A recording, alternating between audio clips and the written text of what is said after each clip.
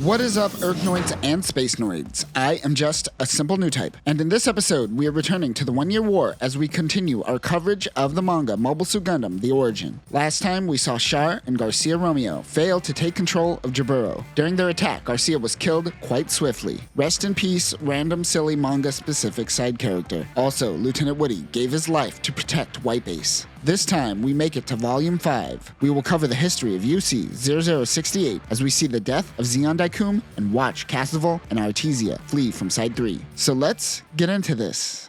Bright thanks Lieutenant Woody for giving his life to protect the ship. Bright and the rest of the crew agree that since the death of Lieutenant Matilda, Woody had more of an attachment to White Base than the crew. Mirai says that men can actually get sentimental. We get a funny panel with Bright looking over at Kai asking, "Do we?" Of course, he has no clue. Amado tells the crew that Char has returned. He isn't entirely sure. He just assumes based off of the mobile suit's movements. Of course, Sayla already knows about this. Kai throws a paper airplane. It happens to land in front of Lieutenant Sligger Law and his crew. His crew consists of Master Sergeant Etur Borbosh, Sergeant Michael Rodrigo, who goes by Mitch, and Corporal Wong Chang. Mirai just learned about these men being transferred to the ship. Slegger looks at Mirai and goes, "Damn girl, my luck is turning around." Mirai refuses to shake his hand. He meets with Amado, and like in the anime, he tells Sayla that she has a man on her mind. Of course, the man in question is her brother, just like most of the porn on the internet these days. What is wrong with you people? We flash back to UC-0068, Side 3, the Autonomous Republic of Munzo. While giving an anti-Federation speech to the people, Zeon Zum Daikun collapses. Artesia and Castle are informed by their caretakers that their dad has fallen ill. Like in the anime, Artesia goes to find that her dad has passed away. As the people in the streets protest autonomy, the Federation unleashes the Guntank Early Type on the masses. The RTX-65 Guntank Early Type was made by Anaheim Electronics and used by Earth Federation starting in UC-0065. These are greatly superior to the Type 61 tanks, which was first used in UC-0061. It has 2 large caliber cannons on its shoulder and 2 4-tube autocannons as manipulator arms, which can be used for anti-ground and anti-air purposes. These units are mainly used to maintain public order in the colonies. It also makes sense considering in UC-0079 and Origin, the Guntank is an established military weapon already. However, it kinda breaks things, which is why it isn't technically canon, but it's best just not to think about it. Degwin informs Estrella that Zeon died of a heart attack during his speech, and that he asked Degwin to take over his affairs. Jimbo Rao wants to talk to the Daikun family alone. He is the father of Rambo Rao and good family friend to the Daikuns. The news leaked information regarding Zeon's death. Sasuro Zabi seems to be in control of the media on Side 3. Jimbo believes that the Zabi family assassinated Zeon. Jimba's son, Ramba, helps them escape to the Ral estate and hide out. The masses outside are revolting due to Zeon's death. Like in the anime, Ramba's convoy takes off and is soon overwhelmed by the rioting masses. That is when Kycilia comes in on horseback and helps clear the people. Back at the Zabi mansion, Sasuro yells and slaps Kycilia for letting the Zabi family go. Sasuro worked hard and probably spent a lot of money to manipulate the media just for her to let people who could tell the truth go. They have to keep an eye on the Ral family now. This is how the Ral family will be ousted by the Zabis. Later, they have a funeral for Zeon Zum Daikun. During a procession following the funeral, Sasuro thinks that Dozle is too soft. Suddenly, the car carrying Sasuro and Dozle explodes. Dozle gets out of the car, face bloodied, yelling that someone killed his brother. This is where Dozle's scars come from. Dude just took a bomb to the face. His men try to calm down Dozle as everyone looks on in shock. The papers will go on to suspect the Raw family having involvement in Sasuro's assassination. Jimba and Raw argue with one another. Jimba thinks that the Zabis killed their own son and put blame on them to take away attentions from the Zabis' death. They are informed that rioters are outside their gates and getting out of hand. Artesia is sad that they left Lucifer at home, and Ramba goes on a mission to retrieve the cat. The city begins falling into anarchy. The Zabis watch on as this is exactly what they wanted. Of course, they will eventually restore order under their name, now that Zeon is dead and the Rao family has been tarnished. However, Degwin tries to teach his kids that there are levels to politics, and showing reserve and a way of redemption can be beneficial. Dozle notes that he does think Ramba is a good guy and makes a great soldier.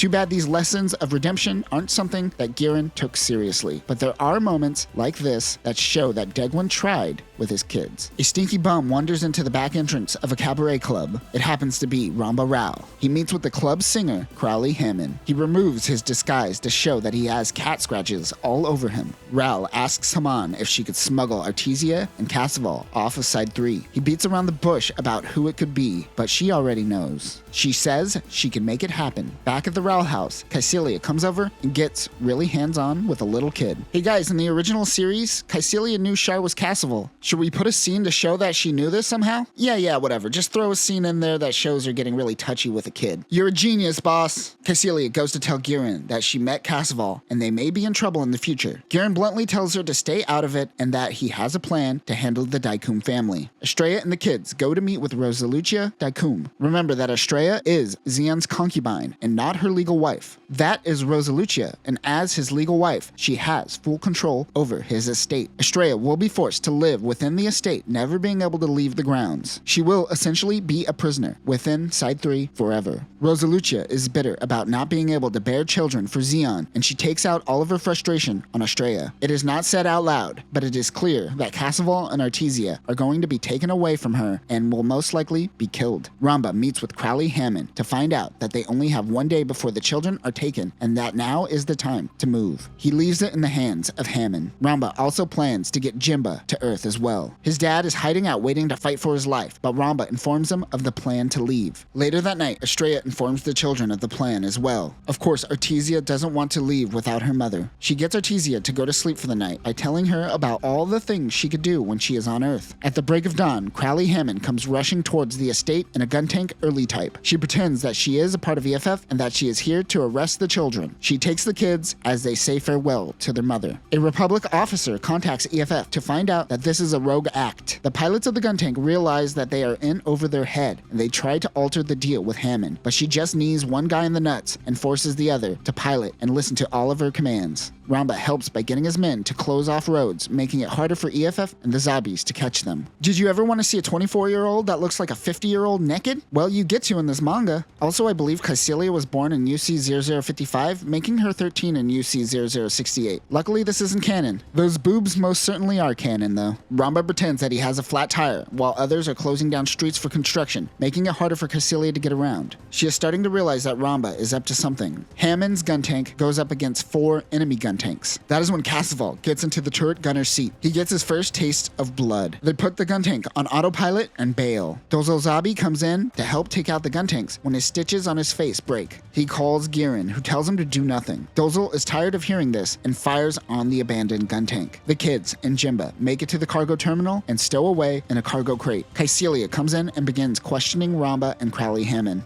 As they take off, the two leave the crate and look out of the window. They see the colony, and Artesia realizes that her whole world existed in that space pod. They then look out to see Earth rise over the moon. We cut to the future where Artesia is helping out people in a refugee camp. She returns back to meet with her adopted father, Tiabolo Mas, who took in the 2 kids when they made it to Earth. Tiabolo took in the kids and made them a part of his family. Algiers and Marrakesh are destroyed, and refugees are at an all-time high. Artesia, now going by Sayla Mas, helps out the refugees whenever she can. Meanwhile, Jimba Rao is giving Casseval, now going by Edward Mas, lessons on Daikum and his teachings. He is trying to tell Casseval the concept of new types, but he isn't really paying attention. He is raging that the zombies would dare take the Xion name and use it for their own doing. After some G-men come by the house and the refugee camp, Tiabolo has a conversation with Jimba Rao. He demands to know if he is planning some kind of revolution. Jimba says that they may have support of that Anaheim company, and perhaps they can make it happen. One thing that Tiabolo makes clear is that he needs to keep the children out of it. If they want to join his cause when they are older, then they could do so. Sayla is sick. Edward is watching over her. That night, assassins come bursting into the estate. They take out some of the guards. One assassin hides in a suit of armor and begins attacking Tiabolo. He backs himself into a corner and falls out of the window. The suit of armor goes to find Jimba Rao and kills him with the sword. Edward and Sayla run off. He finds a sword for himself and begins attacking the suit of armor. Edward drives the sword through the armor's helmet, killing the assassin.